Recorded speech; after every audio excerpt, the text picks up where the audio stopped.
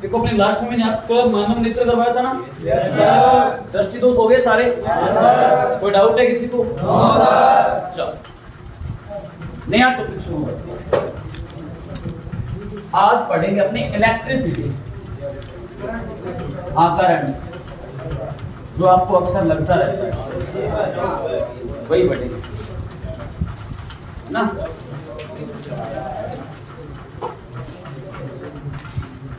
95,500 कलाम जोरों का झटका जोर से लगा करते हो ना, वो यही है ना। इधर लगता है वो झटका, बाकी वो तो कहने की बातें होती है, बकवास है। झटका इधर लगता है, वो कहने जोरों का झटका जोर से लगा, इनके तार का हाथ लगा दी ताला दे सांगरी छिटा दे यहाँ फिर कोयला से काट देगा। देखो विद्युत धारा पढ़ते इलेक्ट्रिसिटी। देखो इस टॉपिक में आएगा क्या, आपको पढ़ना क्या है। मेन अपने फोकस करते हैं, पहले आपको पढ़ना क्या है। एक तो आपको पढ़ना पड़ेगा विद्युत धारा, ये है क्या चीज।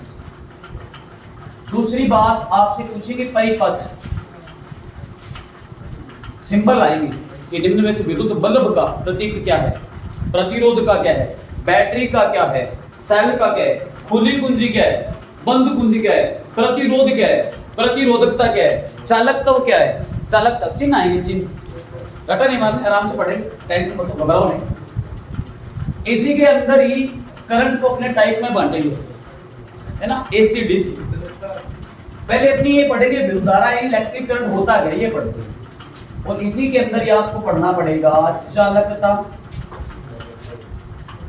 एक नाम और आता प्रतिरोध, जो मात्रक पढ़ते हो आपसे। जैसे मैं आपको बोलूं आवेश का मात्रक क्या है, गुलाम है ही नहीं तो एम्पियर तो है नहीं, गलत है ये तो।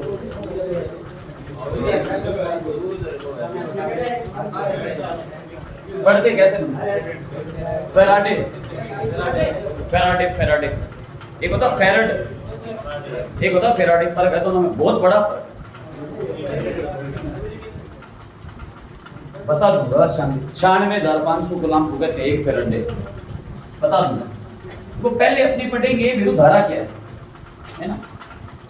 सबने बचपन में पढ़ा होगा आवेश के प्रवाह की दर को विद्युत धारा कहते हैं। ये भी नहीं पढ़ा तो वो आवेश भी पढ़ लेंगे। हेडिंग डालो विद्युत धारा, इलेक्ट्रिसिटी या इलेक्ट्रिक करंट डाल लो या विद्युत धारा, तो देखो होता क्या है। तो मैं लिखूंगा आवेश के प्रवाह की दर, मैथ में भी आता है आपके, साइंस में दर आता है। जब भी नाम आता दर, काम समय चाल दूरी पर, तो दर नाम आता है। आप किससे डिवाइड करो, दर का मतलब समय। जहां भी दर नाम आता है समय से भाग देते हो ना, मैथ में सेम ही है, वही मैथ है। साइंस में भी दर का मतलब होता है रेट, रेट यानी समय। यहाँ भी समय लगेगा, वहां भी समय होता है। आवेश के प्रवाह की दर को विद्युत धारा कहते हैं।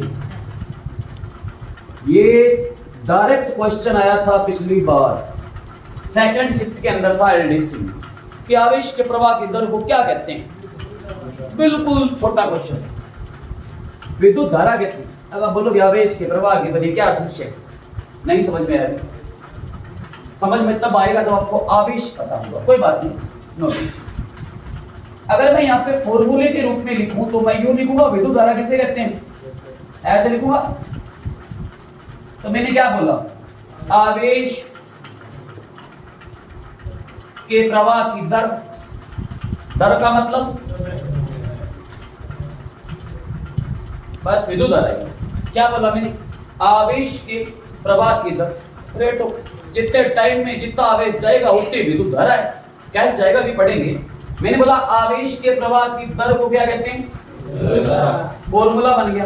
विद्युत धारा के लिए अपने यूज करोगे आई यूज करोगे, क्योंकि ये बात किसने बताई थी, कि महिला थी, जिसका नाम था मेरी एम्पियर। मेरी एम्पियर महिला का नाम था, ठीक है, मेरी नहीं थी, ठीक है, मेरी एम्पियर, ये नहीं बोलना, मेरी एम्पियर महिला का नाम था, फ्रांस का महिला थी। उसने बोला कि आवेश के प्रवाह की दर को विद्युत धारा कहते हैं। महिला का नाम था मेरी एम्पियर, उस महिला के सम्मान में आवेश, विद्युत धारा का मात्रक भी क्या बन गया? एम्पियर। आप कहते हो विद्युत धारा का मात्रक है एम्पियर, एम्पियर लुगाई है, महिला थी, लोगों की लुगाइयां कामयाब है। सोच के देखो, आप पढ़ ली कभी तो आसी, ठीक है वो बात अलग है। आप पढ़ ली सेल्फी लेने में कौन दाता है ना, इन जीप काट ली, बिन जीप काट ली, है ना, फोटो खींच लिया, आटे खींच लिया, बट्टे तो फोटो उतर जाएगी एक बार, अक्सर बोला तो मतलब लोगों की महिलाएं भी कामयाब है। एक लुगाई ने बात बताई, सोचो करंट नाम की चीज जो आप पढ़ते हो ना, कितनी सारी चीजें, बहुत बड़ा टॉपिक है वैसे फिजिक्स में, पर एक करंट नाम की जो व्यवस्था सारी की सारी है ना, वो एक महिला ने बताई है, ये खास बात।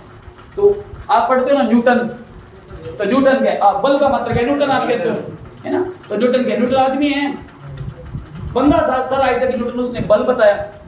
आप कहते हो प्रतिरोध का मात्रक क्या है, ओम आदमी है, आपने को नहीं रहे ओम कुमार या नाम बोलो नहीं, जैसे वहां ओम था सर जॉर्ज साइमन ओम, तो उसका मात्रक भी ओम है ना। तो जो बंदे, अब आपके तो कार्य का मात्रक क्या है, जूल, जूल आदमी है, जूल बंदा था, प्रेस्कोट जो उसने बोला इसको अपने वर्क कहते हैं, कार्य कहते हैं, ये सिद्ध कर दिया मैंने। तो जो काम जो सिद्ध करते हैं उनके सम्मान में ही मात्रक दिए जाते हैं। अब मैं बोलूं आपसे एम्पियर, इसको तो आई से भी नोट कर दो। इससे पढ़ने से पहले आप एक और चीज पढ़ लो, आवेश का मात्रक, आवेश का मात्रक क्या आप बोलते हो सर, कूलाम, कोई दिक्कत नहीं, एक बार के लिए कूलाम लिख लो, आगे और भी पढ़ेंगे।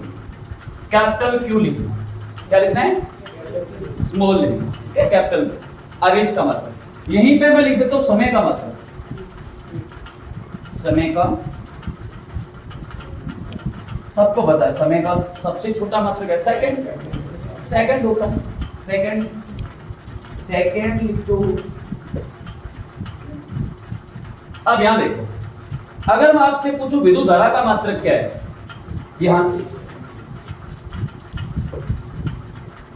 विद्युत धारा, तो आप सोचो विद्युत धारा किसके बराबर है, आवेश बटे समय के, तो आवेश का मात्रक क्या है, और समय का क्या होगा, लगा दो। तो विद्युत धारा का मात्रक क्या है, कूलाम प्रति, कूलाम बटे सेकंड मात्रक कैसे आया। अब आवेश के प्रवाह की दर को विद्युत धारा कहते हैं, आवेश का मात्रक कूलाम, समय का मात्रक सेकंड। पेपर में डायरेक्ट क्वेश्चन आता है विद्युत धारा का मात्रक क्या है, कूलाम बटे सेकंड। अब ये बात बताई किसने, मेरी एम्पियर ने बताई थी, महिला थी, इसीलिए कूलाम बटे सेकंड को ही दूसरा नाम देते हैं एम्पियर। क्या नाम देते हैं, एम्पियर। चाहे आप बोलो कूलाम बटे सेकंड, नहीं बोलो एम्पियर बोल दो, एक ही बात है। मेरी एम्पियर नाम की महिला ने बात बोली कि आवेश के प्रवाह की दर को विद्युत धारा कहते हैं, ये बात बताई एम्पियर ने, तो मात्रक बन गया एम्पियर। पर ये भी तो है ना, एम्पियर बना किससे, कूलाम प्रति सेकंड को। अब मैं आपको बोलूं एक विद्युत परिपथ में 5 कूलाम आवेश को प्रवाहित करने में 5 सेकंड का समय लगे, तो विद्युत परिपथ में कितनी धारा प्रवाहित होगी, 1 एम्पियर।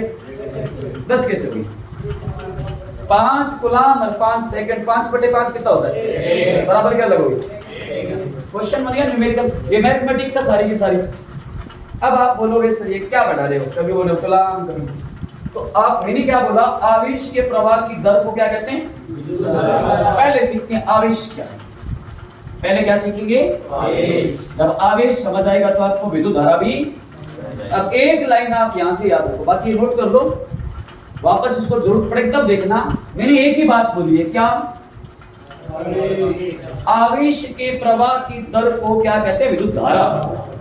तो ये आवेश नाम की समस्या, दर तो समझ गए समय, आवेश नाम की क्या समस्या है, पहले पढ़ते हैं, इसको नोट कर लिया।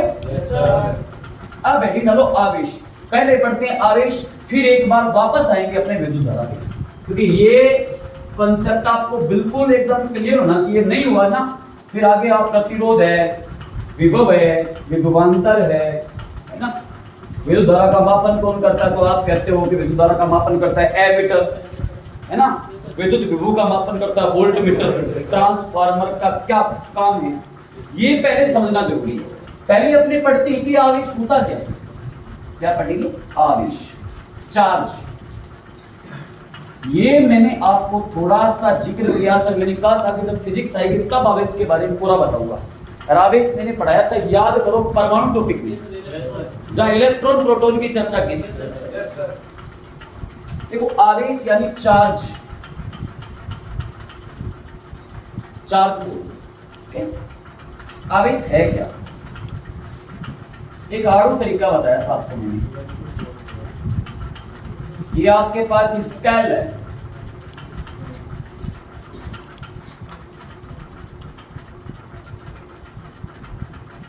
ये आपके बाल है।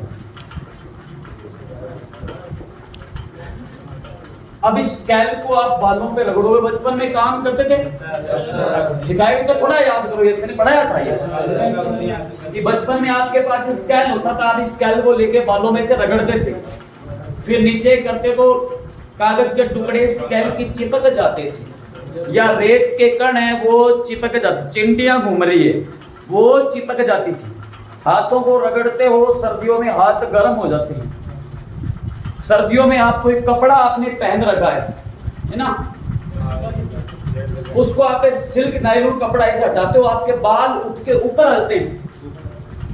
सर्दियों के दिनों में ब्लैंकेट रजाई वगैरह आप झटकाते हो, चिंगारी सी निकलती है। सब चीजें क्या है? आता कैसे?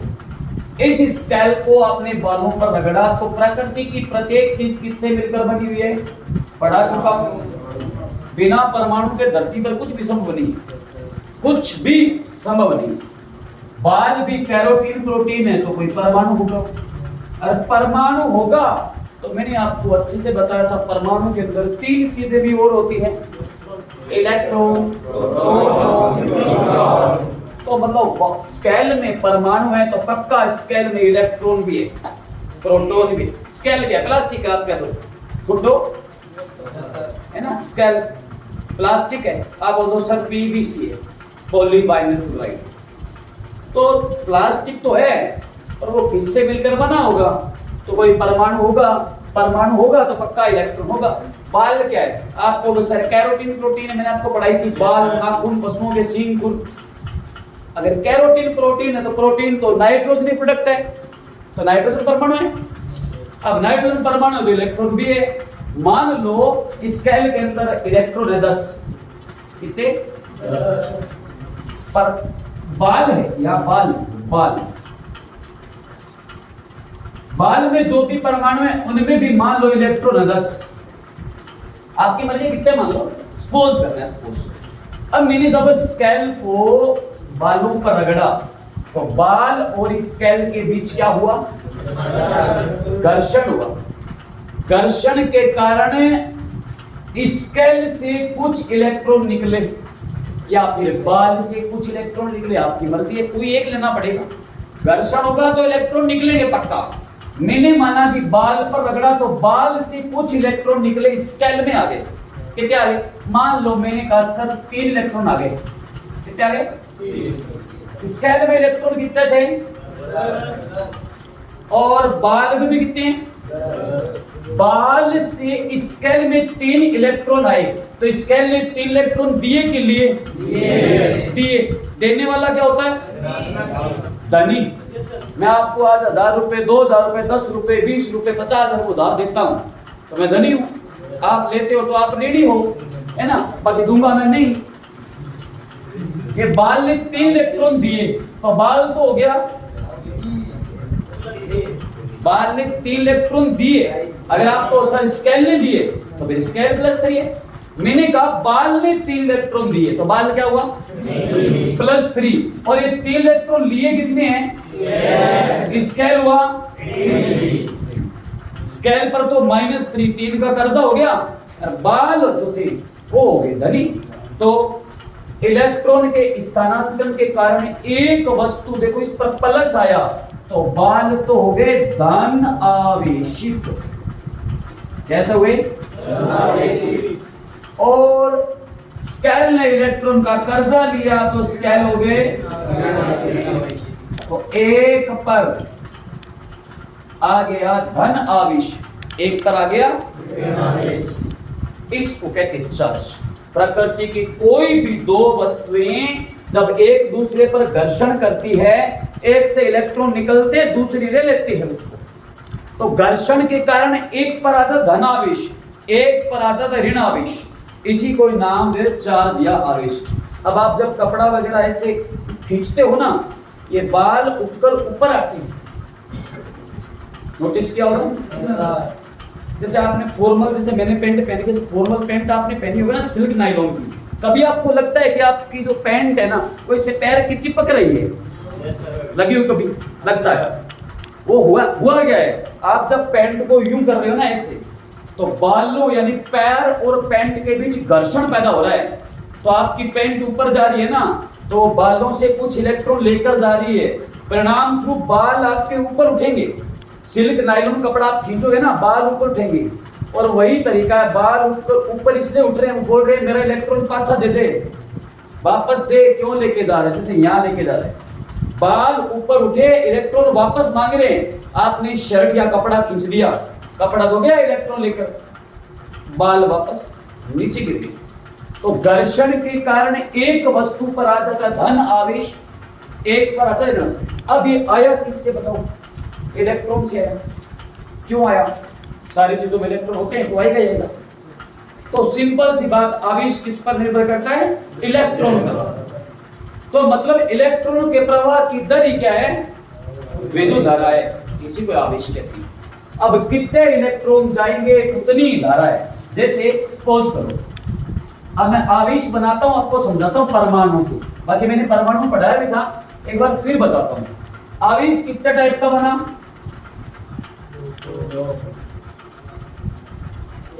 एक बना धन आवेश, एक बना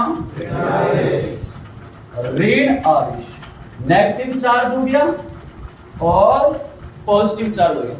धन आवेश कैसे आया? ऐसे आया, ये मेरे पास आप कहते हो ना विद्युत की पृथ्वी के भूगर्भ से सबसे अधिक मात्रा में कौन सी धातु पाई जाती है? एल्यूमिनियम। एल्यूमिनियम में करंट आएगा?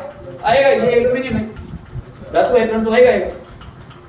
एल्यूमिनियम लेते हैं, चेक करो जरा कितने नंबर पे आते हैं और साड़ी में? 13 नंबर। तो इलेक्ट्रॉन में कितने इसके पास? मैंने आपको पढ़ाया था कि जो परमाणु आवर्त सारणी में जितने नंबर पे आता है उसमें उतने ही 13 इलेक्ट्रॉन है। कैसे भरेंगे?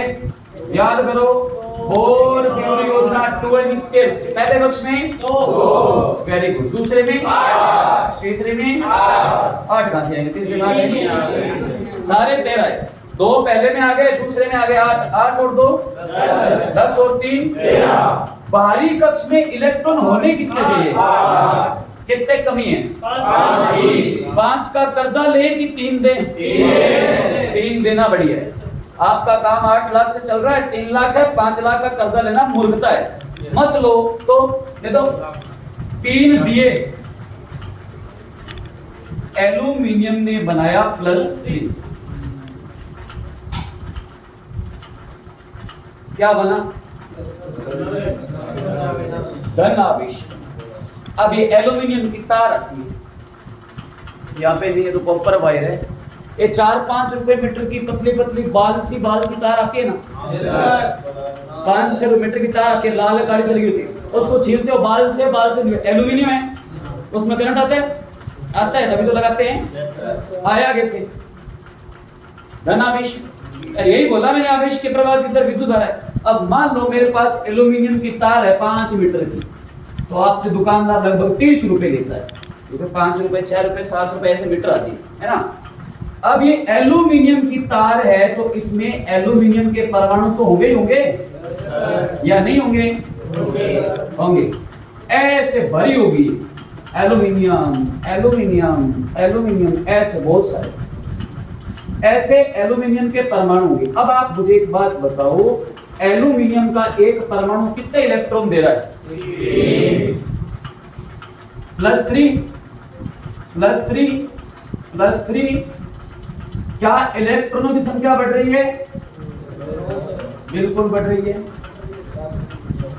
3 इलेक्ट्रॉन इस परमाणु दिए पहले भी, 3 इसने दिए, 3 4 5 6 7 मान रहा हूं, बाकी अपने मान नहीं सकते क्योंकि ये संख्या परमाणु के अनंत है। आपको समझाने के लिए बता रहा हूं। क्या जैसे जैसे एल्यूमिनियम के परमाणु बढ़ेंगे, इनके द्वारा मुक्त किए गए इलेक्ट्रॉन संख्या बढ़ेगी।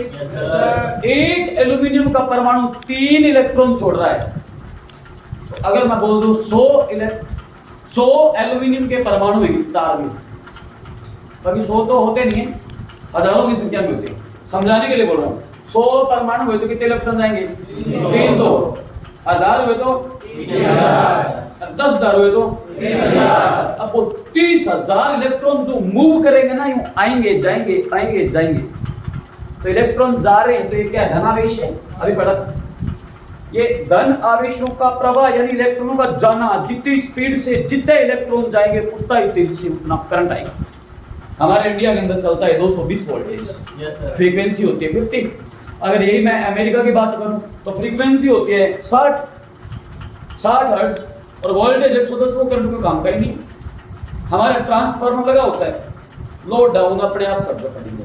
तो इनको कहते हैं जितने इलेक्ट्रॉन जितनी स्पीड से जाएंगे ना, वही क्या है? विद्युत धारा है।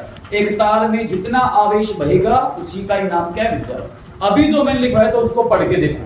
मैंने बोला था आवेश के प्रवाह की दर को विद्युत धारा कहते हैं। अब आवेश यहाँ पर कौन सा आया? लिया तो धन, लिया तो। अब ये जितने इलेक्ट्रॉन जितने समय में जाएंगे वही क्या है? विद्युत धारा। वही क्या है? विद्युत धारा। अब ये आवेश वाली बात बताई थी एक बंदे ने जिसका नाम था कुलाम। क्या नाम था? रियल में इसका नाम था कुलाम्ब। कुलाम्ब नाम था, बंदा था कुलाम्ब नाम था। उसने आवेश के बारे में बताया, इसलिए कहा जाता है आवेश का मात्रा क्या है?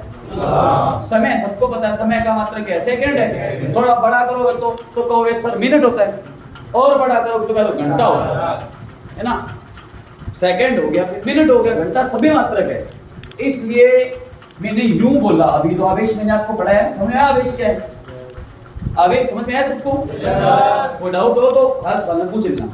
मैंने ये बोला, ये जितना आवेश जितने समय में जाएगा और जो उत्तर आएगा वो होगा विद्युत। मैंने यही बोला विद्युत धारा किसे कहते हैं? आवेश के प्रवाह की दर को क्या कहते हैं? अब आवेश के बारे में किसने बताया? और समय तो सबको पता है। छोटी सी बात है, 5वीं 6वीं क्लास से पढ़ रही सेकंड, और इसी गुलाम बटे सेकंड को अपने नाम क्या दिया? एम्पियर। तो सबसे पहले पेपर में क्वेश्चन आएगा विद्युत धारा का मात्रक क्या होता है? एम्पियर। एम्पियर नहीं आए तो कर लोगे? कर दो। देखो क्वेश्चन, एक विद्युत परिपथ में जिससे पूछूंगा वही बताएगा। एक विद्युत परिपथ में एक विद्युत परिपथ में, छोटा सा प्रश्न है, अरे एक ही लाइन पढ़ी हमने, कुछ नहीं पढ़ा। एक विद्युत परिपथ में, एक विद्युत परिपथ में 600 कूलाम, आगे और भी मात्रक बताऊंगा, पहले आप कूलाम से हल करो। 600 कूलाम आवेश को प्रवाहित करने में, जिसे पूछूंगा वही बताएगा। 600 गुलाम आवेश को प्रवाहित करने में 5 मिनट का समय लगे तो ऑप्शन बोलना आपको, मैं लिख देता हूं यहां। तो परिपथ में धारा का मान क्या होगा? मैंने क्या बोला था? मैंने क्या बोला था? समझ बोनियो एक क्रिकेट किसोड़ बोलियो? कौन बोला था? कौन बोला था ये?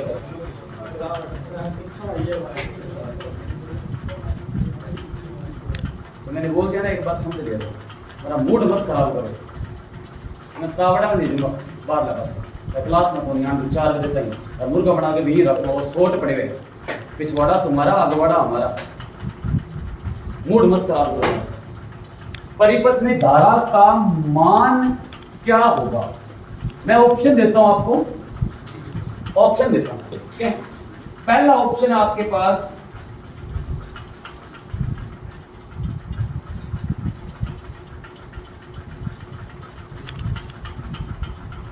200 एम्पियर।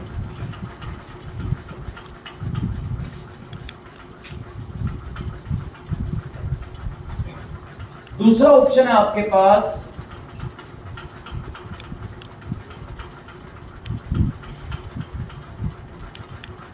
1 एम्पियर।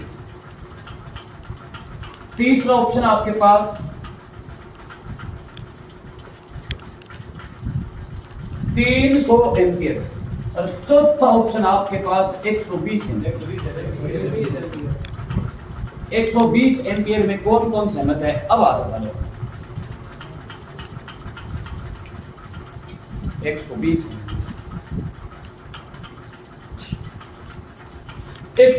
के अलावा 200 एम्पियर में कोई सहमत है? 1 एम्पियर में कोई सहमत है? अंश टीम कहां है? 120 जे मैं तुमको तो सके वो बड़ा। एक बार प्रश्न को ढंग से पढ़ो, यही तो दिक्कत है पेपर में। और ये एक सेकंड का क्वेश्चन नहीं है, थोड़ा ढंग से पढ़ो। क्या बोला मैंने? 1 पॉइंट से। चलो एक बात बताओ, कोई ना, कोई बात नहीं बाबू, नो टेंशन बाबू। लड्डू बूंदी चूरमो। विद्युत धारा का होता क्या? विद्युत धारा क्या होती है? कूलाम बटे सेकंड भी आवेश बटे समय। कूलाम बटे सेकंड मात्रक है वो। आवेश बटे क्या होता है? समय। कितना आवेश बह रहा है? चलो मैं यहां लिख दूं 600 कूलाम, लिख दूं, यही होगा। आवेश भी है 600 कूलाम, लिख देते हैं। समय मैंने कितना दिया है? मूर्ख प्राणियों समय का मात्रक क्या होता है? तो मेरे बापू उधर से मिनट ना सेकंड में 5 मिनट बोला है। समय का मात्रक क्या होता है? 1 मिनट में कितने सेकंड होते हैं? 5 मिनट में कितने हुए? अब इनमें से कोई उत्तर वैसे है ही नहीं।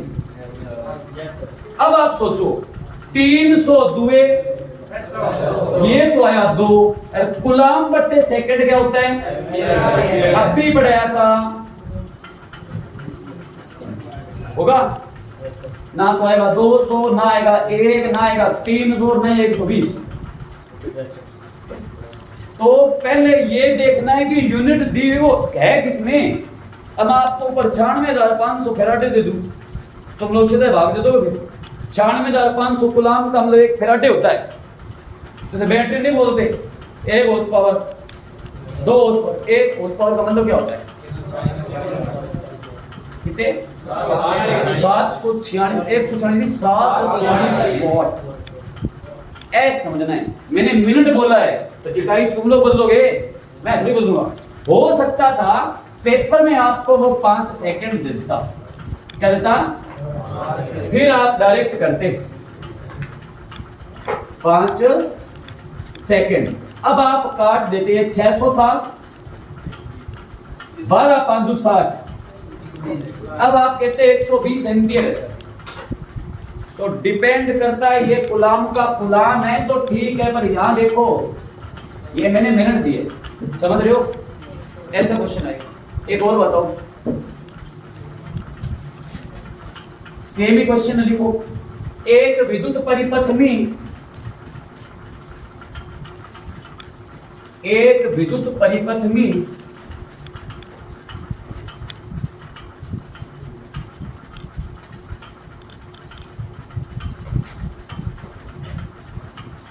बारह कूलाम आवेश को प्रवाहित करने पर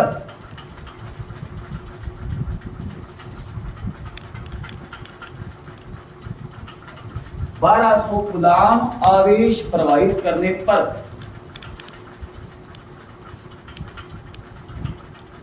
6 एम्पियर धारा उत्पन्न करने में कितना समय लगेगा? जिससे पूछूंगा वही बताइए। निकाल लो पहले अपना अपना, जिसको बोलूंगा वो बता देगा कितना समय लगेगा। मैथ में करते हो ना, 4 बराबर दूरी बटे समय, तो 3 में से 2 यूनिट आपको देता है, तीसरे आपको निकालनी होती है, वजन गुणा कर लो, उल्ट पलट लो, कैसे भी। इस बार मैंने समय पूछा आपसे।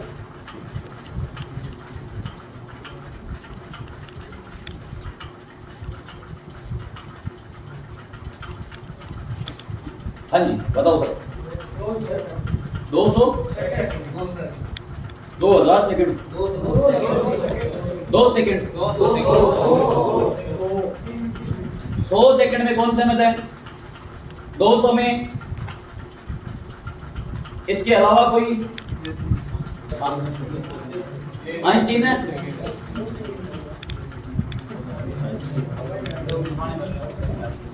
तेरे पर याद है, बता दे, बिल ना तोड़ दे, छोड़ दे।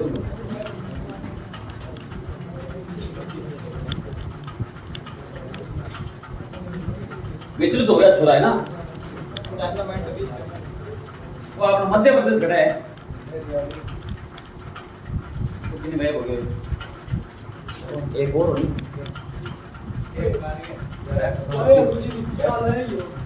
कार्य हाँ आप बता दे, टीचर बता। 200 है पक्का? ठीक। देखो सिंपल सी बात, रट्टा मारने की कोई जरूरत नहीं है। विद्युत धारा क्या होती है? किसको कहते हैं? आवेश के प्रवाह की, ये आवेश, ये प्रवाह दर का मतलब क्या क्या दे रखा है आपको? दे रखा है 1200 कूलम। तो ये किसका मान है? यार लिख दो 1200 कूलम, ठीक है। और दे रखा है प्रवाहित करने में 6 एम्पियर धारा उत्पन्न हो, ये कर दो 6 एम्पियर हो गई। ये मत लिखो भले, सीधा लिखो 6। क्या पूछा है?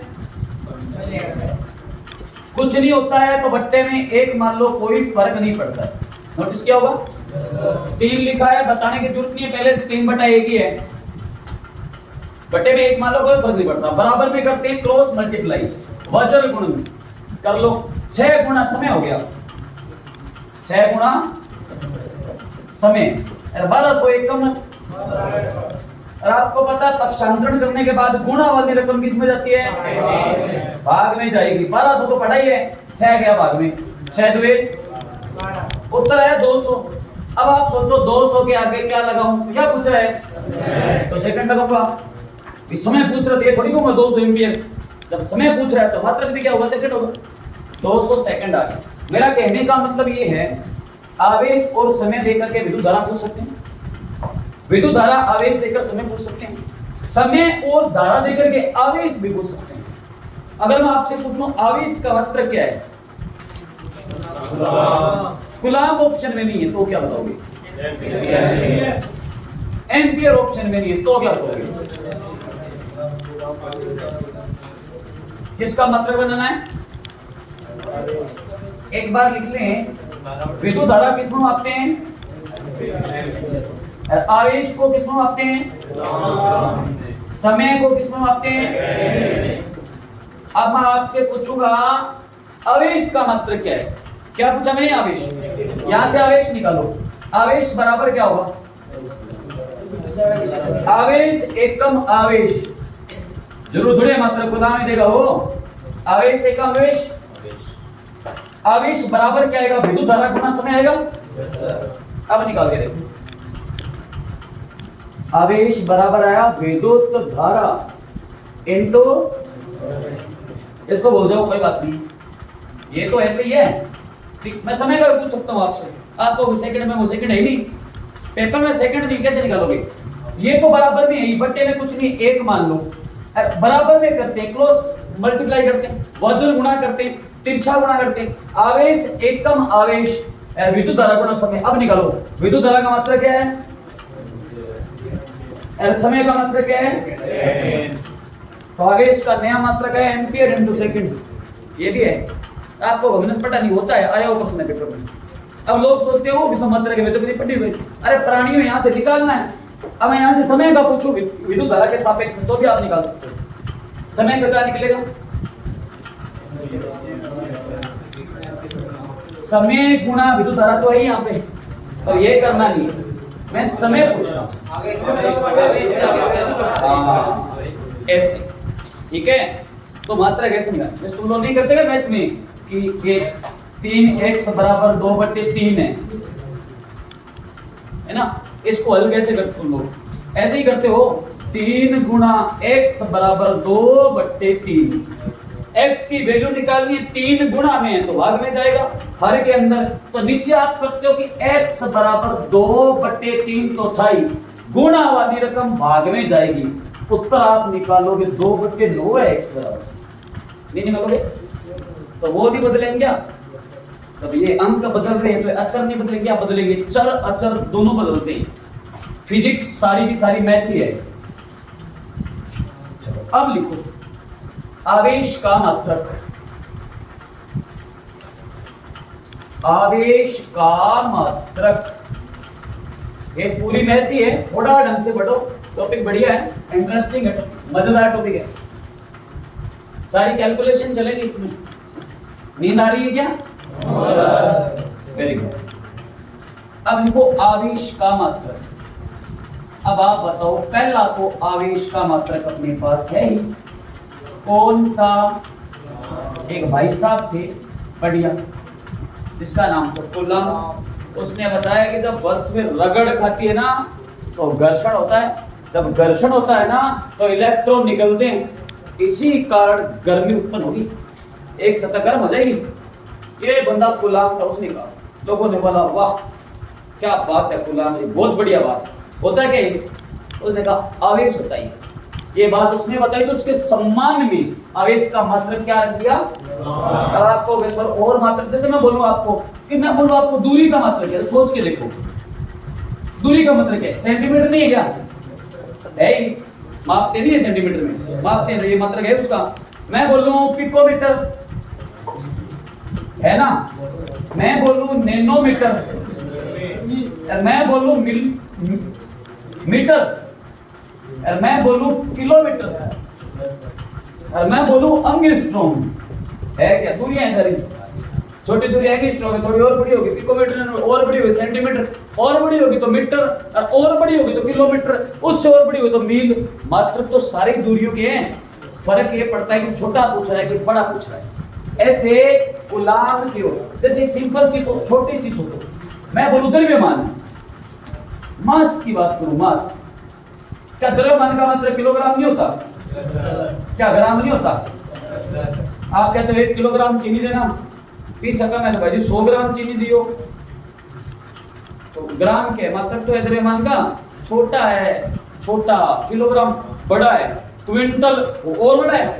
तो मात्रक की अलग अलग प्रजातियां होती है, कोई ऐसा ही मात्रक होता है, कोई सीजीएस मात्रक होता है, कोई एमकेएस मात्रक होता है, कोई एसपीएस होता है। ऐसे ऐसे ये ऐसा ही है। अब आपको और बड़ा होता है, कूलम से होता है, और बड़ा होता है सेकंड, वो है फैराडे। पेपर में आपने कभी नहीं पढ़ा होगा आज तक, आवेश का मतलब फैराडे भी होता है। फैराडे क्या समझ है? एक फैराडे है ना, एक फैराडे वो होता है 96,500 कूलम के बराबर। पेपर में आया क्वेश्चन है, एक फैराडे में कितने कूलम होते हैं? जैसे मैं कहूं 100 ग्राम, 200 ग्राम, 300 ग्राम, 400 ग्राम, 500 ग्राम, 600 ग्राम, 700 ग्राम, 800 ग्राम, 900 ग्राम, 1000 ग्राम, तो आप कहोगे 1 किलो के जो गुरुजी क्या धोखा होता है, कहोगे ना। मैं कहूं 100 ग्राम, लिख, फिर बोलो 100 ग्राम, फिर बोलो 100 ग्राम, फिर और बोलो 100 ग्राम, फिर बोलो 100 ग्राम, तो एक तो गुरुजी 2 किलो तो और फिर मैं को फिर 100 ग्राम, फिर और 100 ग्राम, ऐसे करते करते मैं बोला 900 ग्राम, फिर और बोलो 100 ग्राम, तो फिर अकड़ हम के तो 1 किलो कौन की जगह तब लगे 100 ग्राम करने। अब यहाँ बोले 1 गुलाम, 2 गुलाम, फिर 100 गुलाम, 200 गुलाम, 1000 गुलाम, लिखे रहा फिर कहते 2000 गुलाम, 3000 गुलाम, यहाँ करते बोला नहीं 95,000 गुलाम के घोष के आग लो कूट मार दी, कत लगे गुलाम करने। तो डायरेक्ट बोल दो 96,500 कूलम एक फेराडे की दो। अब डायरेक्ट फेराडे में निकालना है, मैं कहूंगा 6 फेराडे गुणा कर दो 6 से, कितने कूलम आएंगे? 6 फेराडे में कितने कूलम होते हैं? गुणा कर लो।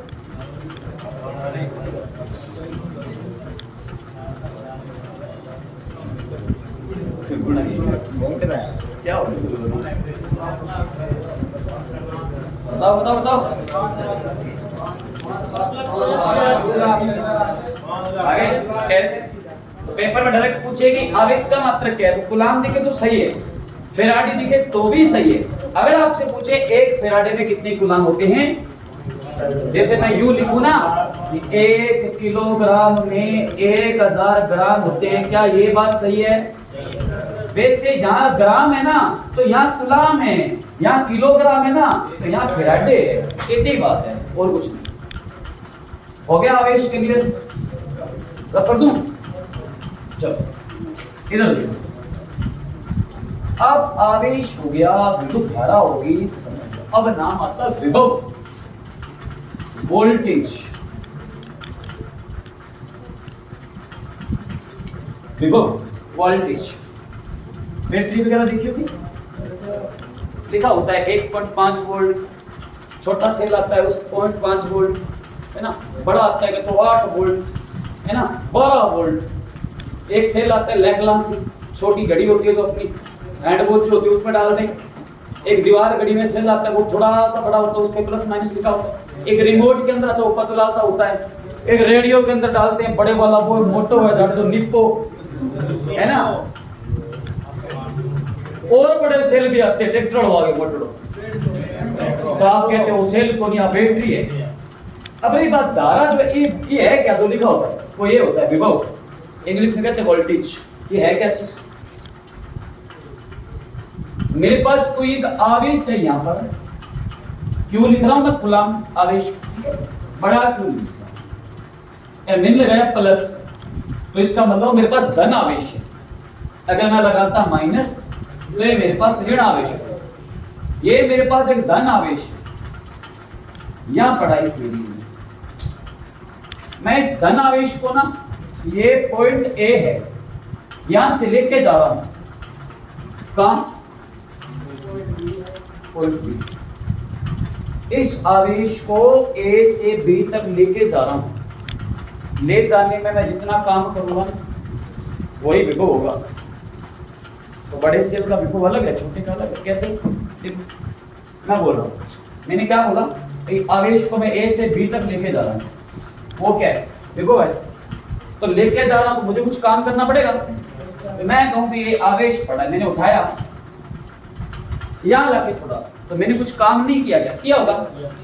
तो होगा क्या, इसको मैं ए से बी तक लेके जा रहा हूं, तो मैं क्या लिखूंगा, यहां लिखता हूं ये +1 है तो लिखूंगा एकांक, एक है और प्लस है तो लिखूंगा धनावेश, एकांक धन आवेश।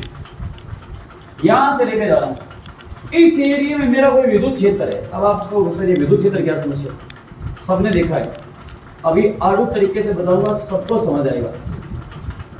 अभी विद्युत क्षेत्र इस मौसम में आसानी से देखने को मिल जाएगा। कैसे? कभी सुना होगा कि बारिश का मौसम था, 33 लाइन जान लगी, नीचे खड़े हो चिपके, बारिश का मौसम है, नंगे पांव जाओगे, ट्रांसफार्मर पर गिरी लकड़ी ली चिपकाए हुए चिपके हो। आप ट्रैक्टर ट्रॉली लेकर जा रहे हो, ट्रॉली के ऊपर बैठा है कोई बंदा, ट्रॉली पर बैठे हुए, तार थोड़ी सी ऊपर है, गाँव है नहीं 33 3 लाइनों दवा से निकलना, उनको बांध देते वैसे गैप देते बीच में, है ना। अब बंदा थोड़ा सा नीचे तो पग बिल्ला है ना, तार के नीचे खड़ा चिपक गया, हुआ ये चुंबक वाला काम हुआ। जैसे यहाँ विद्युत क्षेत्र है ना, ऐसे चुंबकीय क्षेत्र होता है। पहले चुंबकीय क्षेत्र समझो तो विद्युत क्षेत्र आपको ऑटोमेटिक क्लियर हो जाएगा। अब आपको चुंबकीय क्षेत्र क्या समस्या है, ये मेरे हाथ में चुंबक है और यहां मैंने रखी एक आलपिन पड़ी, चुंबक यहां पर है, हाथ में मेरे आलपिन है, आलपिन नहीं चिपकी। मैं चुंबक को यहां लेके आता हूं, आलपिन खुद ही उठ के चिपकी। नोटिस किया होगा ऐसे चुंबक होती थी, ये हमारे हथेली के अंदर आलपिन पड़े, यूं किया नहीं चिपकी, यूं किया नहीं चिपकी, यूं किया ऑटोमेटिक आलपिन उठ के चिपक गई। इसका मतलब क्या हुआ, यहां जब चुंबक आई आलपिन चिपकी, इसका मतलब इतने क्षेत्र में चुंबक अपना प्रभाव छोड़ रही है। इसके चारों ओर इस आवरण में कोई चुंबकीय पदार्थ आया, चुंबक ऑटोमेटिक अपनी तरफ उसे खींच लेगी। तो वह क्षेत्र ये जिसमें चुंबक अपना चुंबकीय प्रभाव दर्शाए उसे चुंबकीय क्षेत्र कहते हैं। मेरे कहने का मतलब है यहाँ ऐसी आलपिन पड़ी है, यहाँ आलपिन पड़ी है, यहाँ आलपिन पड़ी है, यहाँ पड़ी है, यहाँ पड़ी है, चुंबक उसे अपनी ओर खींच लेगी। आप कहोगे आलपिन यहाँ पड़ी है तो मालूम नहीं खींचेगी, तो आपको थोड़ी दूर आगे जाए, यहाँ आगे नहीं खींचेगी, यहाँ आई आते ही खींच लेगी। इस एरिया में चुंबक अपना प्रभाव दर्शा रही, इसलिए चुंबकीय क्षेत्र है। ऐसे विद्युत क्षेत्र का मतलब क्या है, ये जो तीन तारे जा रही थी ना, ऐसे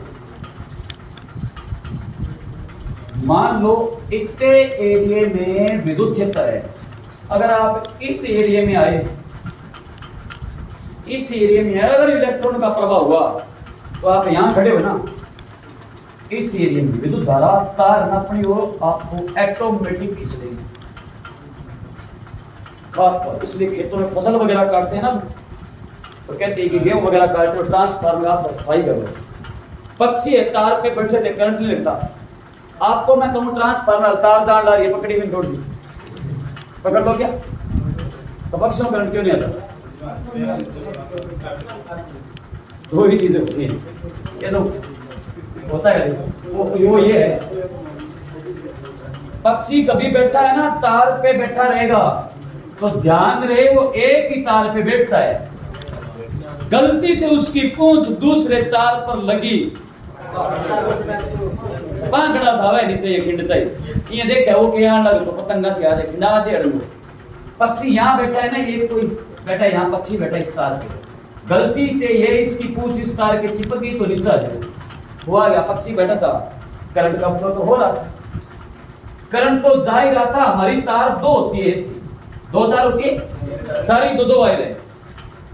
आप एक काम करके नोटिस भी कर सकते हो, इस कमरे इस हमारी आपके घर के अंदर सोचो सोचो कि कैसे आता है इसको, घर के अंदर आपका मेन स्विच है, उसको बंद कर दो आप, ठीक है, फिर घर के अंदर जितने उपकरण चालू है सबको बंद कर दो, एक बटन भी किसी कमरे में ऑन नहीं होना चाहिए, ना तो मोबाइल चार्जिंग लगा हुआ वो चलना चाहिए, प्रेस कूलर पंखा बल्ब टीवी कुछ भी ऑन नहीं होना चाहिए, सब सारे बटन बंद होने चाहिए।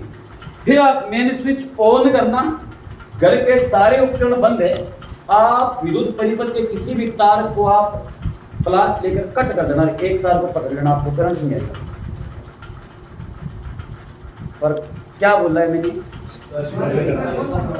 सारे उपकरण बंद होने चाहिए, क्योंकि इलेक्ट्रॉन का ये तार जा रही है, सपोज करो ऐसे दो तार है, इलेक्ट्रॉन का प्रवाह तो हो रहा है ना, अब ये आपका आगे सर्किट है विद्युत, जैसे ये सर्किट है, ये सर्किट है, ऐसे मान लिया मैंने कहा ये सर्किट है, ऐसे बटन लगे हुए, अब ये करंट इसमें तो ट्रांसफार्मर तो आ ही गया, ये इलेक्ट्रॉन तो गए वापस भी तो जाएंगे, जब इलेक्ट्रॉन इस तार से गए वापस भी तो फ्लो होंगे। अब आपने यहां से सर्किट बंद कर रखा है, करंट इधर गया, इसमें तो कुछ है ही नहीं, ये तो न्यूट्रल है, ये तो उदासीन तार है। अगर यहां से बटन लगा तो इलेक्ट्रॉन यहां से पास होकर इधर आएंगे, अब लगाए बाद घंटी बजेगी, ये मतलब होता है। एक तार होती है न्यूट्रल वायर होती है, एक वायर होती है ना वो इलेक्ट्रॉनों को ट्रांसफर, इसलिए तार दो होती है, नहीं तो एक तार लगा देते हैं, एक ही तार लगा देता, एक तार आ जाती लेट, दो तार क्यों लगावा, कारण है इलेक्ट्रॉन जाएंगे बदले में वापस भी तो आएंगे, क्योंकि इलेक्ट्रॉनों के विपरीत कार्य कौन करता है, प्रोटॉन। परमाणु में ऋणावेशित कण को पढ़ाया था, इलेक्ट्रॉन धनावेशित, जितने इलेक्ट्रॉन जाएंगे बदले में प्रोटॉन पास होंगे तो ही इलेक्ट्रिक करंट फ्लो होगा, वरना होगा नहीं। इसलिए कई बार मिस्त्री होते हैं ना घर में, जो काम चालू भी होता है, तार को यूं करके जोड़ रहे होते हैं, देखे तो बड़ी करंट आ जाएगा, पिंटा है, फिर लालू कटड़ी हाथ से कटड़ी, बाकी जीपी को जीक रहेगा लगा देता है, एक दिन मिलके नता तो कर पकड़ी वो लगाओ कोनी हाथ ही बोलेगा, ये कारण होता है। तो न्यूट्रल वायर होता है, फेज वायर होता है, इस पे फेज वायर है, फेज जाएगा न्यूट्रल आएंगे, तो काम चलेगा। ऐसे बनता है यहां पर विद्युत क्षेत्र। अब सोचो मैं यहां से इसको लेकर जा रहा हूं और ये मैंने यहां पर क्या लिखा है, मतलब यहां पर अगर आप खड़े हो गए ना इस एरिया में, यहां आप खड़े हो तो आप यहां चिपक जाओगे, यहां खड़े हो तो चिपक जाओगे, यहां हो तो कोई दिक्कत नहीं। मैंने एरिया कवर कर दिया इतना, तो क्या बोलूंगा, एक धनावेश यानी एकांक धनावेश को ये पड़ा मेरा विद्युत क्षेत्र, विद्युत क्षेत्र। इसकी कोई तीव्रता तो होगी आप एक तो चार्जर लगाओ, उसकी तार कटो, उस पे हाथ लगाओ, करंट नहीं आएगा। चार्जर आप मुंह में लो, करंट नहीं आएगा। वो अलग बात है अगर इलेक्ट्रिसिटी फ्लो ज्यादा है तो चार्जर भी आप मुंह में लो तो मर जाता है बंदा। कई बार अगर वोल्टेज ज्यादा आ गई तो कई बार कहते हैं ना चार्जर लटक रहा था, है ना, कोई बच्चा आया उसने चार्जर, अभी चार्जर यहाँ लगा दो आप मुंह में लो, करंट नहीं आएगा। कारण क्या है, उसके बीच में कैपेसिटर लगा है, प्रतिरोध है, अडप्टर। धारा तो 240 ही आ रही है, मोबाइल में इतनी नहीं जा रही। मोबाइल चार्ज करना 0.2 एम्पियर जा रहा है, उससे हमारी बॉडी फर्क नहीं पड़ता। अरे वही आपको कहूँ कि वहां 2 तार लगा सीधे वो मुंह में डाल दे, फर्क पड़ेगा ना। तो वही चीज है, एक धनावेश को विद्युत क्षेत्र की तीव्रता होगी अपनी अपनी अलग में ले जाने में किया कार्य, बस यही है विद्युत को। मैंने क्या किया, धनावेश को विद्युत क्षेत्र में ले जाने में जितना अपने काम के वही वोल्टेज है। ज्यादा लेकर जाओगे वोल्टेज ज्यादा होगी, कम लेकर जाओगे वोल्टेज कम होगी। 0.5 वोल्ट कम है, और ज्यादा काम करोगे 1 वोल्ट, और ज्यादा काम करोगे बड़ा सेल बन गया 1.5 वोल्ट, और ज्यादा काम करोगे 8 वोल्ट 9 वोल्ट 12 वोल्ट, फिर बड़ी वाली बैटरी आती है। वो कैसे बनती है, इनको जोड़ के बनती है। अब मैंने बोली इसका क्या फॉर्मूला बना सकते हो, जो मैंने बोला उसका फॉर्मूला बना सकते हो क्या? बिल्कुल बना सकते हैं। मैंने क्या बोला, एक धनावेश, यही बोला मैंने, एक धनावेश को विद्युत क्षेत्र में ले जाने के लिए किया गया कार्य बोला क्या कहलाता है, विभव। पढ़ गया फॉर्मूला, बस। अब मात्रक पेपर में आएगा, विद्युत विभव का मात्रक है, रट थोड़ी मारना है। मैंने क्या बोला, आवेश को विद्युत क्षेत्र की तीव्रता के विरुद्ध ले जाने में किया गया कार्य क्या है, विद्युत विभव कहलाता है। वोल्टेज कहलाती, विभव को कहते हैं वोल्टेज। वी लिख सकते हो आप, या पहले मात्रक निकाल लो, कार्य। अगर मैं कहूं विद्युत विभव का मात्रक क्या है, विद्युत विभव का मात्रक क्या निकाल सकते हैं। ऊपर क्या है, कार्य का मात्रक सबको पता है, क्या होता है, आवेश का मात्रक क्या है, बन गया। बस ये विभव है क्या, आवेश को ले जाने में किया गया कार्य जो है विभव है। तो विद्युत विभव का मात्रक क्या है, जूल बटे कूलम। ये बात बताई कि कोई बंदा था, जैसे मैं आपके सामने से भी बता रहा हूं सारी चीजें, ये कोई बंदा ही होगा जो बता रहा होगा।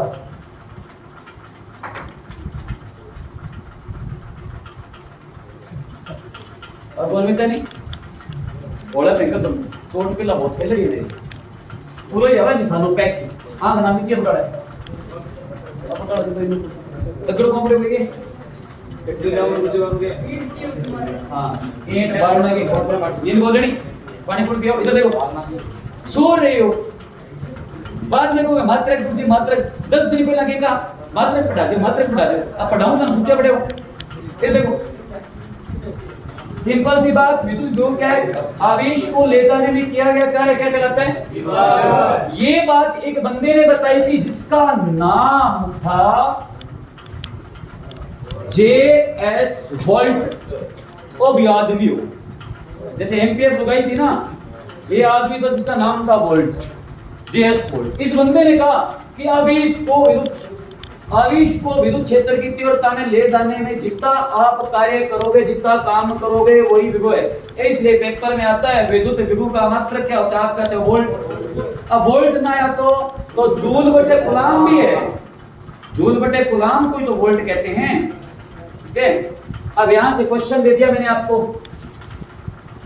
इसका एक छोटा न्यूमेरिकल करवा देता हूं। किसी विद्युत परिपथ में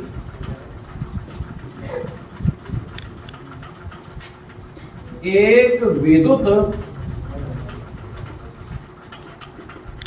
परिपथ में, ठीक है,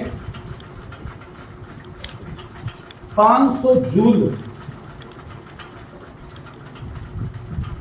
कार्य, कितना काम करना है विद्युत परिपथ में?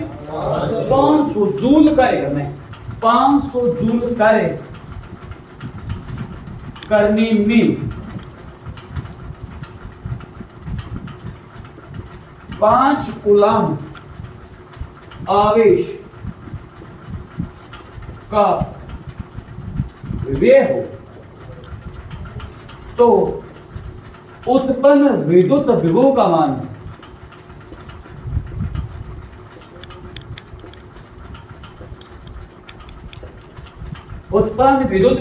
मान क्या होगा? 500 जूल कार्य को करने में 5 कूलम आवेश का व्यय हो तो उत्पन्न विद्युत विभव का मान क्या होगा? भजन मंडली लास्ट में बताओ मेरा शिरो। सिंपल सी बात। क्या पूछा है आपसे? क्या पूछा है? विद्युत विभव किसके बराबर होता है? कार्य कितना है? 500 जूल है।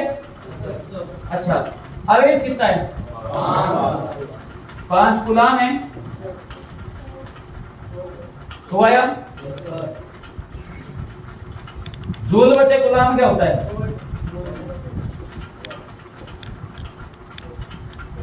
100 वोल्ट विद्युत विभव उत्पन्न होगा। क्लियर है? किसी को समझ में नहीं है तो हाथ में दोबारा बता दूंगा। समझ में आ रही है बातें? मैथ है। विभव हो गया। इसके साथ ही एक चीज और पढ़ लीजिए, मैं यही लिख देता हूं, अलग मत पढ़ो आप, ठीक है? एक विभव नाम आता है पेपर में, एक नाम आता है विभवांतर। दोनों को अलग अलग पढ़ने की कोई जरूरत नहीं है। विभवांतर क्या होता है? सेम ही है, फर्क क्या है? ये तार है, मेरे पास कोई तार है, ये 20 मीटर तार है, यहां से मैंने करंट फ्लो किया, यहाँ पे विभव है कुछ, हो गई। जब करंट फ्लो कर रहा हूं विभव तो हो गई होगा, तो यहाँ भी तो कुछ होगा।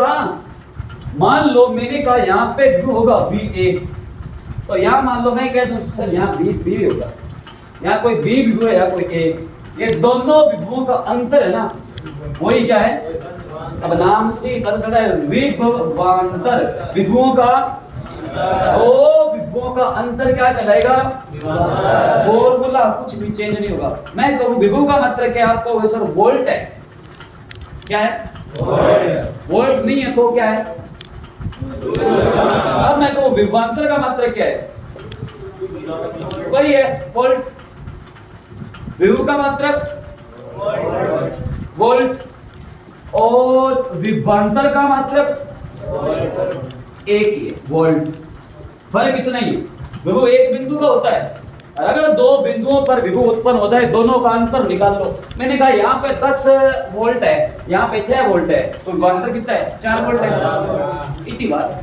तो विभवांतर अलग सीखनी पड़े। विभवांतर का मात्रक वोल्ट, विभव का मात्रक सेम चीज। अब रही बात सर की, ये तो हो गया, धारा भी होगी विभव भी हो गया, फिर एक नाम और आता है यहाँ पे, प्रतिरोध है, प्रकार है। अल्टरनेटिव करंट, प्रत्यावर्ती धारा होती है एसी जो घरों में आती है, डीसी होता है डायरेक्ट करंट, डिस्ट धारा। पढ़ेंगे पहले प्रतिरोध पढ़ लेते हैं, फिर एसी डीसी पढ़ाऊंगा। जनरेटर होता है ना वो डीसी होता है, अभी जो आ रही है घरों में एसी है। अब आप बोलोगे एसी डीसी फर्क क्या है? एसी धारा को हम स्टोर नहीं कर सकते, एसी धारा को स्टोर नहीं कर सकते, एकत्रित नहीं कर सकते। ये धारा आ रही है अभी, जब तक ये आ रही है तब तक चल रही है, क्या हम स्टोर कर रहे हैं इसको? डीसी को स्टोर कर सकते हैं। आपको मैं कुछ इन्वर्टर लगा दूंगा, मैं तो कर लूंगा स्टोर, तो वो डीसी है। इन्वर्टर आपको डीसी से वापस एसी देगा, तो डिस्ट धारा को संचित किया जा सकता है। एसी आ रही है नहीं आ रही है तब तक चल रहा है, तो गई इसको हम एकत्रित संचित नहीं कर सकते। पड़ेगा है? ट्रांसफार्मर वोल्ट का चेंज करता है, उच्च विभव से निम्न विभव, निम्न विभव से उच्च विभव। घरों में आप लगाते हो वोल्टेज, ट्रांसफार्मर आपको पता है, घर तो बाहर देखते हो कि जो लाइट बड़ा बड़ा होता है घर के बाहर लगा हुआ, क्या आप जानते होगे आपके मोबाइल का जो चार्जर है उसका एडेप्टर है ना, वो ट्रांसफार्मर है। कभी उसको तोड़ के देखना, उसमें छोटे छोटे चिप्स डॉट डॉट लगे हुए हैं। धारा कितनी है? 240 वोल्ट आ रही थी। क्या आपके मोबाइल में 240 वोल्ट की है क्या? तो कम नहीं।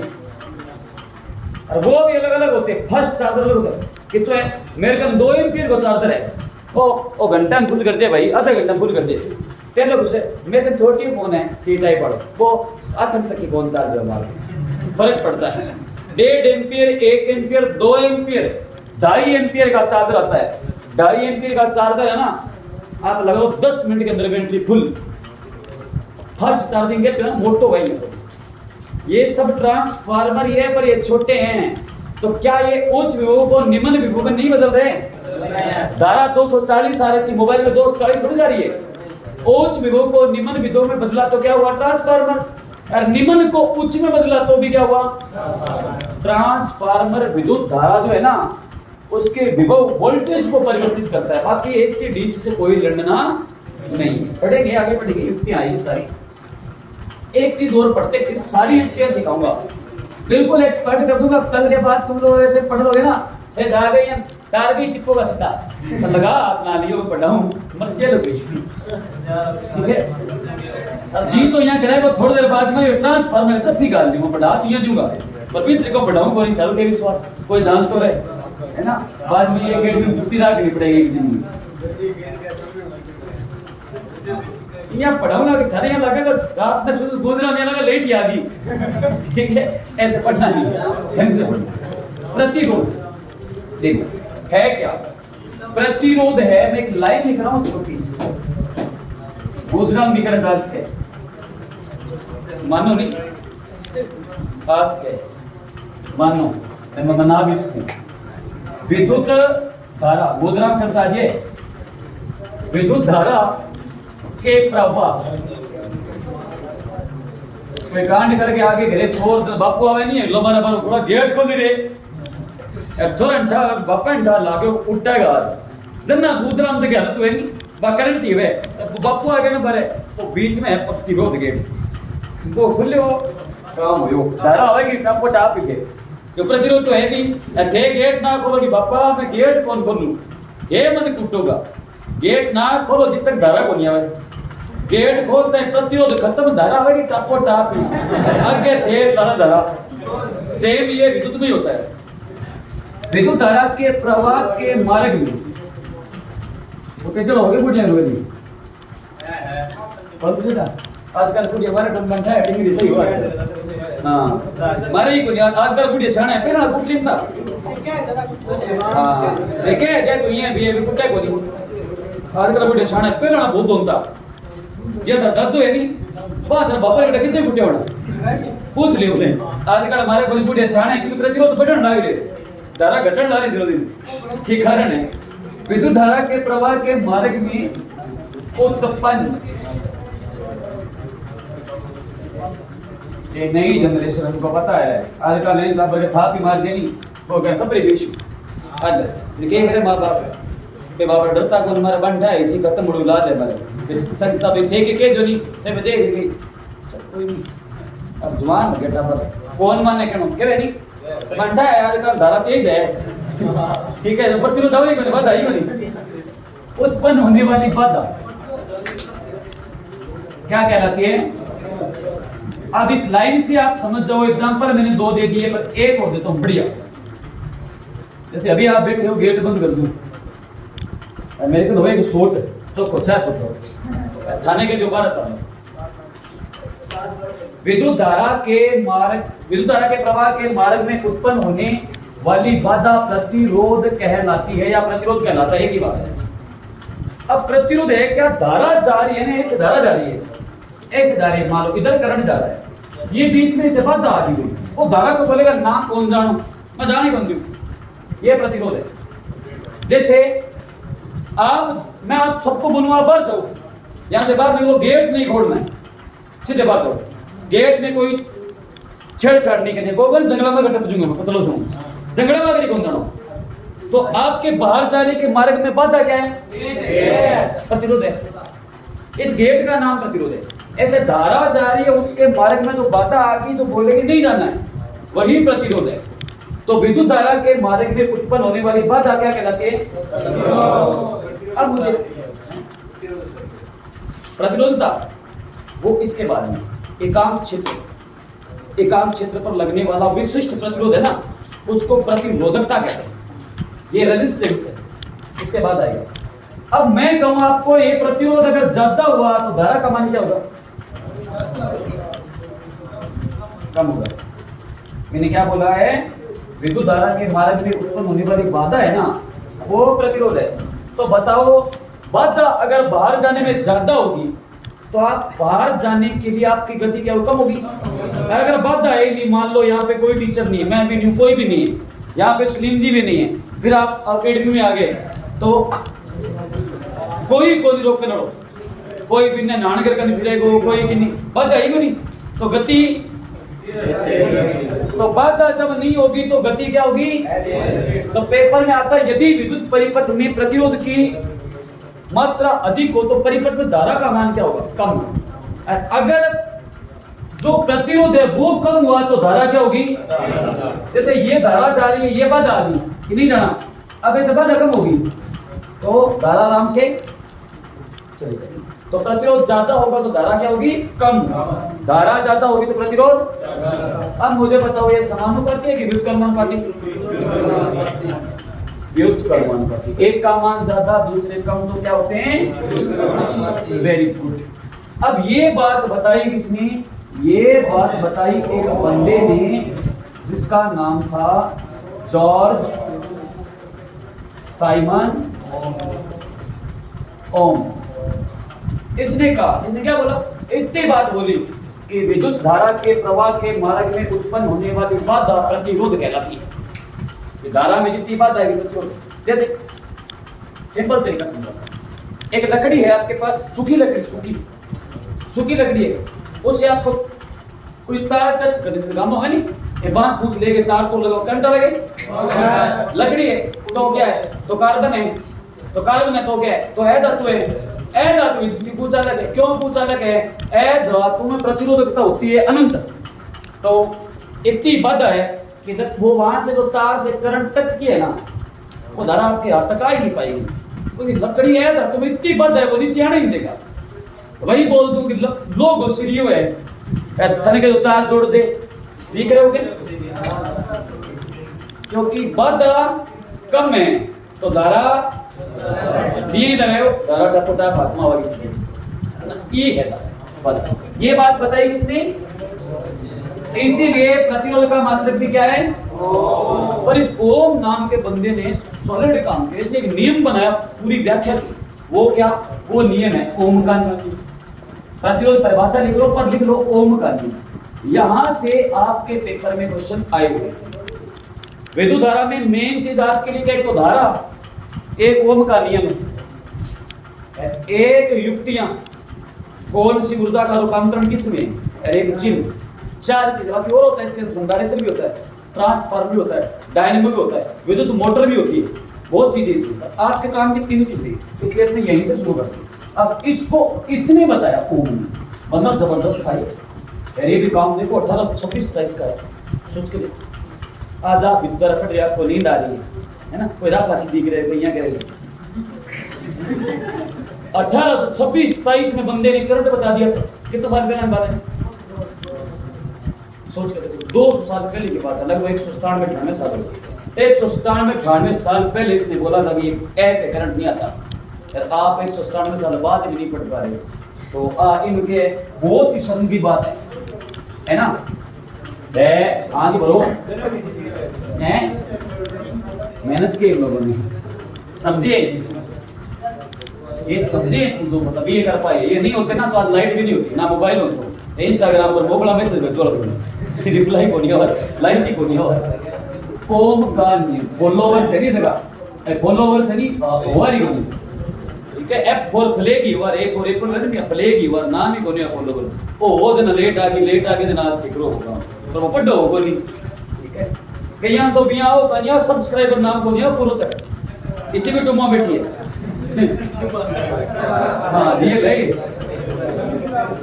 इसने क्या बोला देखो, इसने एक बात बोली, ये मेरे पास एक तार है, ये तार है एल्यूमिनियम की। किसकी है? मैंने माना है एल्यूमिनियम की। आप कह दो ना सर तांबे की है, तो कोई दिक्कत नहीं, तांबे की ले लो, है ना, तांबे की ले लो। बैठ लाइब्रेरी मांग में आप तांबे की ले लो, कोई दिक्कत नहीं। एल्यूमिनियम की मेरे पास एक वायर है। ओम ने क्या बोला, मान लो इस तार की लेंथ लंबाई है 5 मीटर। कितनी है? 5 मीटर। ये क्या है? ये मोटाई है ना, चौड़ाई नहीं कहना, अनुप्रस्थ काट का क्षेत्रफल। चौड़ाई होती है वो समतल सतह के जैसे आयत है, वर्ग है, घन है, घनाभ है, वहां होती है चौड़ाई। गोल सतह के चौड़ाई नहीं होती, व्यास होता है। ये जो है ना मोटाई है, अनुप्रस्थ काट का क्षेत्रफल। ये मान लो इस तार का है 1 मीटर स्क्वायर। ये तार है, उसका तापमान मान लो 27 डिग्री सेंटीग्रेड है, जैसे कमरे के तापमान। यही रहनी चाहिए। क्या? चालक तार की लंबाई, अनुप्रस्थ काट का क्षेत्रफल और भौतिक परिस्थिति नियत रहे तो ओम एक नियम बोल सकता है। क्या बोल सकता है? वो बोल सकता है विद्युत विभव है ना, वो समानुपाती होगा धारा के, तो वो एक नियम दे सकता है। कैसा नियम? जितनी ज्यादा धारा बहेगी ना उतना ही ज्यादा विभव उत्पन्न होगा, और जितनी धारा कम होगी उतना विभव कम होगा। छोटा सेल है तो उसकी धारा भी कमी है। 0.5 वोल्ट का सेल तो धारा भी कम है, 1.5 वोल्ट का है तो ज्यादा है, 8 वोल्ट का है तो और ज्यादा है। तो वो कहता है विद्युत विभव है धारा के समानुपाती होता है। कब? ऊपर जो लिखा हुआ है तब। लंबाई 5 मीटर रहे, अनुप्रस्थ काट का क्षेत्रफल 1 मीटर स्क्वायर ही रहे और तापमान 27 डिग्री सेंटीग्रेड रहे, तब जितनी धारा जाएगी उतना ही विभव उत्पन्न होगा। यहां से आपका क्वेश्चन है, तो आपने पूछा था कि सर प्रतिरोध और विद्युत धारा के मध्य संबंध क्या है?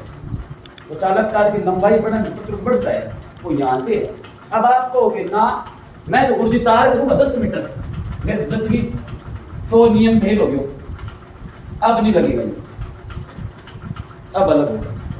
तो ओम क्या कहता है? ओम ये कहता है, तो मैं लिख देता हूं यहां पे, ओम के अनुसार, ऐसे लिखोगे, ओम के अनुसार। खास से ढंग से पढ़ दो, कल की पूरी क्लास इसी पे डिपेंड है, सारे प्रश्न इसी पे आएंगे। यदि किसी चालक तार की भौतिक परिस्थितियां, भौतिक रासायनिक पढ़ाया था ना, अब भौतिक परिस्थितियां क्या है तो मैं लिख देता हूं कोष्टक में। तार की लंबाई हो गई, है ना, तार का अनुप्रस्थ काट का क्षेत्रफल हो गया यानी मोटाई, ताप हो गया, ठीक है, लंबाई, अनुप्रस्थ काट का क्षेत्रफल, ताप, ये भौतिक परिस्थितियां नियत रहे। नियत रहे का मतलब उनमें छेड़खानी नहीं होनी चाहिए, नियत रहे, तब चालक तार में उत्पन्न विभव धारा के समानुपाती होता है।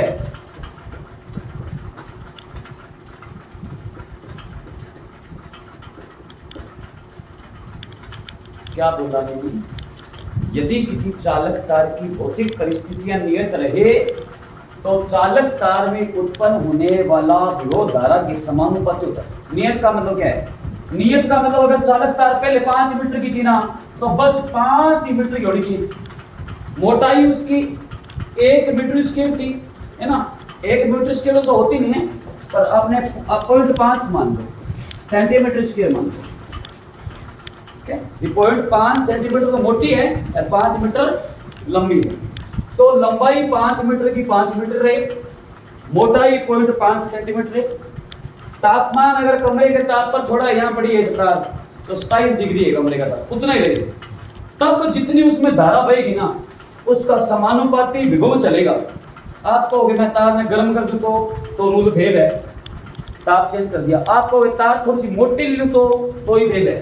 आप कहोगे तार में थोड़ी सी 7 मीटर की लूं तो ही फेल है। उसने क्या बोला है? तब उत्पन्न विद्युत विभव, विभव मतलब वी वोल्टेज समानुपाती किसके? धारा के। धारा का मतलब सूत्र बन गया। क्या बोला उसने? चालक तार की भौतिक परिस्थितियां नियत रहे तो उत्पन्न होने वाला विद्युत विभव धारा के समानुपाती होता है। यही बोला है, तो यही मैंने लिखा है, उत्पन्न विद्युत विभव धारा के समानुपाती होता है। कब होता है? जब भौतिक परिस्थितियां क्या रहे? पेपर में अगर निम्न में चालक तार की भौतिक परिस्थिति है, ताप सही है, चालक तार की लंबाई, अनुप्रस्थ काट का क्षेत्रफल, ऐसे निम्न में से कौन सी एक भौतिक परिस्थिति है? लंबाई होती है, चौड़ाई, जैसे ऐसे चौड़ाई ऐसे मान लो, ऐसे तार है, ऐसे करके ये चौड़ाई आ गई, ये है अनुप्रस्थ काट का क्षेत्रफल, उसका व्यास मानते हैं। यहाँ एक वृत्त बनेगा ना, ये है अनुप्रस्थ काट। ताप का मतलब है कि इस ताप। अब मैं आपको बोल दूं कि विभव का मात्रक आपको पता है, वोल्टेज क्या होता है? वोल्ट। धारा का पता है, एम्पियर। मैं आपको कहूं चालक तार में 5 वोल्ट उत्पन्न हुआ, धारा का मान क्या होगा? निकाल दोगे? नहीं निकाल पाओगे। मैंने विभव दिया है, धारा तब निकालोगे जहां यहां बराबर होगा तब। तो v के बराबर मीटर में बोल दूं कि x बराबर y बटे 3 गुणा 2। अब मैं कहूं y बराबर 2 रखने पर तो आप क्या दोगे? सर मान आएगा 4 बटे 3। अब मैं कह दूं इसका मान निकालो, निकाल दोगे? नहीं निकलेगा। मान तब निकलेगा जब ये समानुपाती चिन्ह हटेगा, बराबर लगेगा। फिर मैं बोलूंगा y बराबर 2 प्रतिस्थापित करने पर तो आप 2 लिख दोगे, 2 दूगे 4, समीकरण का मैं x बराबर है 4 बटे 3। मतलब ये मेरे को यहां से हटाना पड़ेगा तो मैं धारा निकाल पाऊंगा। ये हटाया किसने? ओम ने। इसने कहा इसको हटाने के लिए काम मैं यहां लिखता हूं। ये उतार लिया आपने? मैं यहां लिखता हूं। यहां समानुपाती चिन्ह को हटाने के लिए एक नियतांक देते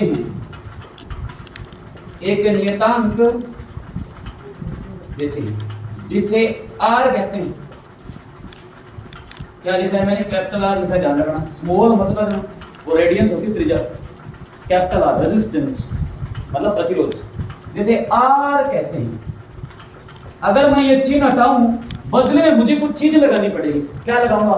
ओम ने कहा मेरे नाम से लगा दो R, उसके नाम से ओम, जैसे न्यूटन बल का मतलब न्यूटन बनता था, ऐसे का R लगा दो। अब आपको सर R क्या समस्या है? R है प्रतिरोध, चालक तार में उत्पन्न प्रतिरोध, वो क्या है? R लगाओ। अब आप फॉर्मूले बन जाएंगे, 3 सूत्र बनेंगे, कितने मर्जी न्यूमेरिकल करो। बराबर लगाऊं, समानुपाती घटाऊंगा, बराबर लगाऊंगा। बराबर के बदले में क्या लगाना है?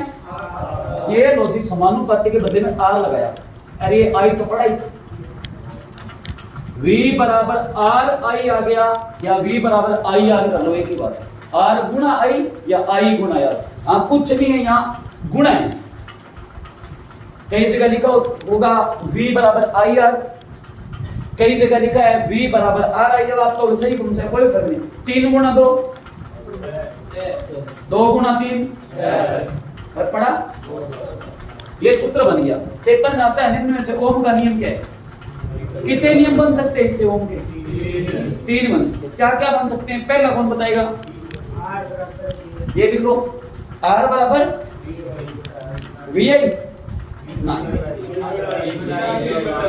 R बराबर V बटा I। इसको रफ कर दूं, यहाँ देखो, मैंने आपसे पेपर में प्रश्न पूछा ओम का नियम क्या है, ये पूछा। ओम का नियम क्या है? ओम का नियम ये है, विद्युत विभव है ना, वो समानुपाती होगा धारा की, तो इसको हटा दूं तो लगा दो बराबर आर आई पर। अब यहां देखो, V बराबर आर आई सही है क्या? क्या R बराबर V बटे आई सही है?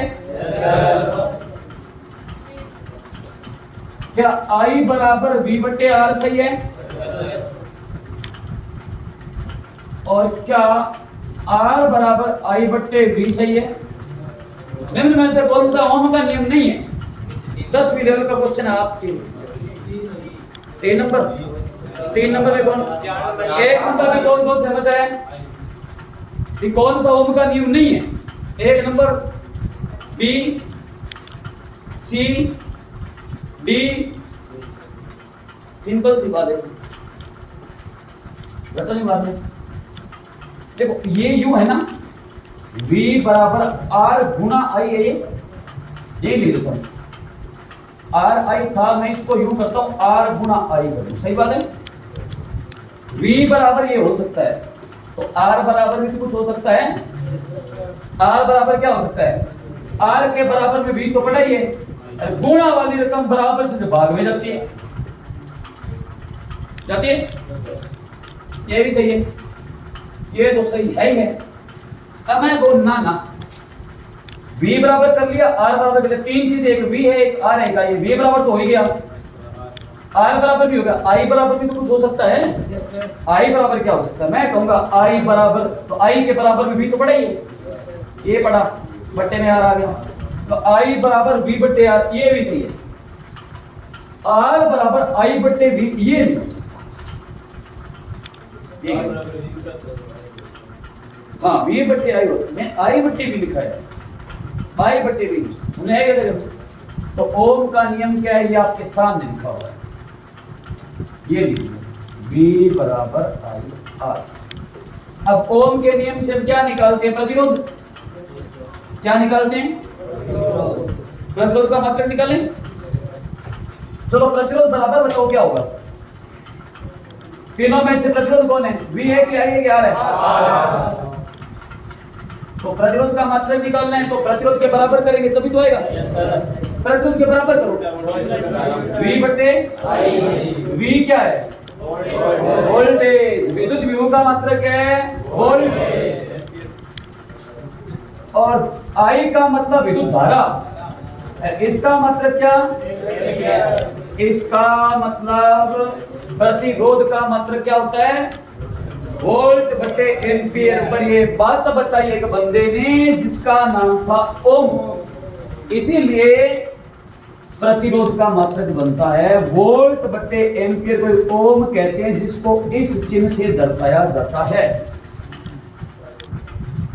मैंने क्या बोल रहा हूं?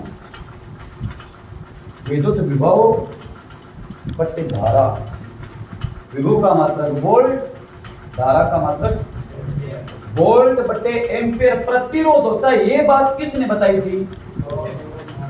इसलिए कहा जाता है प्रतिरोध का मात्रक क्या? आप कहते हो ओम, ओम ना बोलो, ओम आया नहीं तो वोल्ट बटे एम्पियर है। अब यहां से मैं बोलूं विद्युत परिपथ में 20 एम्पियर धारा प्रवाहित करने पर 2 वोल्ट विद्युत विभव उत्पन्न होता है, परिपथ में उत्पन्न प्रतिरोध का मान क्या होगा? ऐसे नहीं बोल देंगे, ऐसे आएंगे क्वेश्चन, इसको ओम कहते हैं। मैं कहूं 6 ओम, तो ऐसे लिखोगे। मैं कहूं 3 ओम, मैं कहूं 2 ओम, अब मैं कहूं इनको जोड़ दो, वो क्रम बन जाएंगे। ये चल रहा है, ये समांतर क्रम है। पेपर में क्वेश्चन आता है घरेलू विद्युत परिपथ किस क्रम में जुड़ा? समांतर क्रम है। तो श्रेणी में क्यों? श्रेणी का मतलब सीरीज, जैसे ये श्रेणी है, ये लाइन है, श्रेणी है ना। अब मैं जैसे कहूं श्रेणी में सारी की सारी, जैसे इसको मैं करंट लगाऊं, इसको बोल दूं सारे आपस में हाथ पकड़ लो, इस पूरी सीरीज में करंट आएगा, जब तक आप इसको टच नहीं करोगे इधर करंट नहीं आएगा। एक सीरीज में, श्रेणी में, एक श्रेणी का मतलब है कि यहां से तार मैंने निकाली, गांव में काम करते हो ना, श्रेणी क्रम बनाते हो, तार निकलती है ना, इधर से आपने बटन ऑन किया, दबाया, ये तार जा रही है, या आपके बल्ब जल रहा है, बल्ब की तार जा रही है। गाँव में एक सिस्टम होता है कि कमरे में लाइट नहीं है ना, बाहर वाले कमरे से ना तार डाल के अंदर बल्ब लटका देते हैं इसे। अब आपको वहां पे मोबाइल चार्जिंग पे लगाना, तो गांव में एक जुगाड़ करे श्रेणी क्रम कि यहाँ एक तार में मारा के कट है, कट मार के यहाँ काट ले दोनों, अरे चार्जर का दोनों अगला भी नहीं गुलगुला जा है ना, वो यहाँ करके गोल गोल फंसा ले, सिराना नीचे रखे ऊपर रखे, सिराना चार्जर लगाए वो चल रहा है बल्ब। तो अब बाहर से मम्मी वो बटन ऑफ करेगी तो क्या आपका बल्ब और चार्जर दोनों एक साथ ऑफ नहीं होंगे? एक ही बटन से बल्ब चल रहा है, उसी में आपने घोचा करके चार्जर लगाया है, तो एक तार में दोनों तो एक सीरीज में काम कर रहे हैं, तो वो होता है श्रेणी क्रम। श्रेणी क्रम का मतलब ये है, इस बटन को अगर बंद करूँ ना यहाँ से, ये ट्यूबलाइट भी बंद होगी, ये स्विच भी काम नहीं करेगा, पंखा भी बंद होगा, तो श्रेणी क्रम है। अब एक एक बटन पे अलग अलग बंटे हुए समांतर क्रम। पेपर में बहुत बार पूछा गया है, घरेलू विद्युत परिपथ किस क्रम में जुड़ा होता है? समांतर में। श्रेणी में हमें नहीं जोड़ना है, वो हम इमरजेंसी में करते हैं, है ना, बाकी श्रेणी में होता नहीं। श्रेणी का मतलब है बाहर एक मेन बटन जो लगा वो बंद करते ही फ्रिज, एसी, कूलर, पंखा, बल्ब, मोबाइल, चार्जर वगैरह जो लगा सब बंद हो जाएंगे एक साथ। श्रेणी होगा तो हाँ, वो तो मेन स्विच है। हाँ, एमसीबी लगती है ना, वो श्रेणी क्रम में तो है, एक एक रूम में लगती है आजकल। जे थारा कमरा में लाइट ना चाहिए नहीं, बापा और लेटता है जागता है, एक जगह लेट बुझाओगे ना बुझाओगे नहीं, मोबाइल में लगे हो ऊपर लगा, आजकल हर कमरे के अंदर सर्किट आवे नहीं, एक एमसीबी कौन बुझाओगे कौन बुझाओ, अच्छा आप अपने कमरे बंद कर दिया, बाकी जलती रही। पहले एक हो तो मेन स्विच काली हो, पसवाड़ साल में लगट हो तो नहीं, वो यहाँ कर दियो तो लेट हो जाती है। दोपहर में कई बार खड़ा कर आता खाना होता नहीं कि नहीं कर देता, वो मेन था, वो नहीं था। ये है ओम का नियम करते, समझ में आ गया? बाकी बढ़ते कल मिलते ब्रेक के बाद।